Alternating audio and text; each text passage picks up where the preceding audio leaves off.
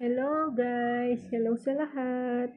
Um, Boss Anin, happy birthday! Ang wish ko para sa iyo ay sana ngayong paparating na taon, ngayong birthday mo ay maging maayos na ang lahat at makabawi na sa lahat ng mga naging problema ngayong 2024.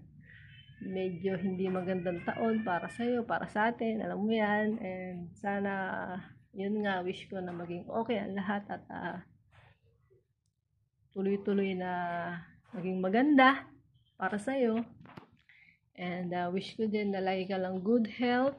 And thank you for everything. And nandito lang ako para sa'yo always. Mahal kita, alam mo yan.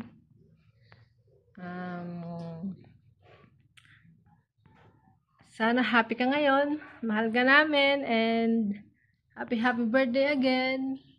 I love you. Bye-bye. Happy birthday.